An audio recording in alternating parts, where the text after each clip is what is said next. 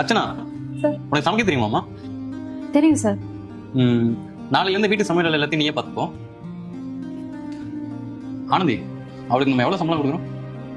7,000 ரூபாய். 7,000 ரூபாய். வீட்டு சமையல் வேலை பார்க்குறல, அதுக்கு ஒரு 8,000 ரூபாய் வாங்கிக்கோ. அடுத்த மாசத்துலேருந்து 15,000 ரூபாய் உனக்கு சம்பளம். சரிங்க சார், ரொம்ப நன்றி. சரிம்மா, நீ வேலையை பாரு. ஆனந்தி, நான் ஆஃபீஸ் கிளம்புறேன். ஒரு நிமிஷம். நான் நல்லா தானே சமைக்கிறேன், அப்புறம் எதுக்கு அவளை சமைக்க சொன்னீங்க? எல்லாம் ஒரு சேஞ்சுக்காக தான்.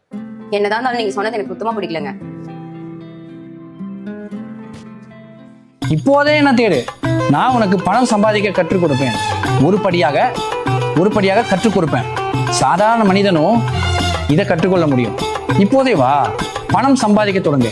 டெலிகிராம்ல ஷேர் அண்ட் 3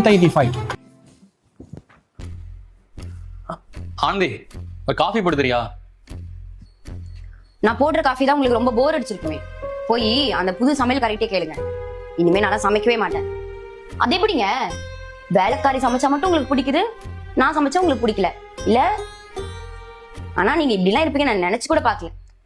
என்ன நடந்துன்னு தெரியாம நீ பாட்டுக்கு பேசிட்டு இருக்காத. நேற்று ஒரு ஃபோன் வந்துச்சுன்னு சொல்லி பால்கனியில பேச போயிருந்தேன். அப்ப கீழே பார்த்தா அர்ச்சனா கிட்ட ஒருத்தன் சம்மந்தமே இல்லாம கண்ட மணிக்கு திட்டிட்டு இருந்தான். ஓகே சார், அவனும் பிரச்சனை இல்லை சார்.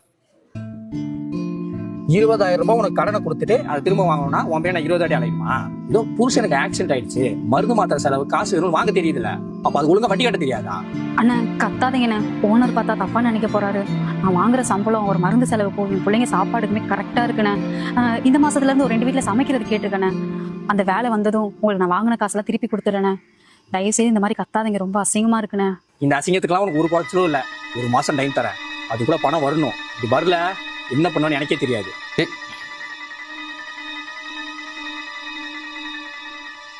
அர்ச்சனா நம்ம கிட்ட 10 வருஷமா வேலை பார்க்குறாங்க. இது வரைக்கும் அட்வான்ஸ் கொடுங்க, இல்லை சம்பளம் எக்ஸ்ட்ரா வேணும்னு சொல்லி ஒரு நாள் கூட கேட்டதே இல்லை. நம்ம என்ன கொடுக்குறோமோ அதை வாங்கிட்டு வேலை செஞ்சுட்டு இருக்காங்க. பணம் இருக்க எல்லாருக்கும் உதவி பண்றது இல்லை. நம்ம கிட்ட வேலை பார்க்குறவங்கள பார்த்துக்க வேண்டியது நம்ம கடமை. இதை முன்னாடியே சொல்லிருக்கலாம்ல. நான் வேணா நான் சொல்ல போறேன்.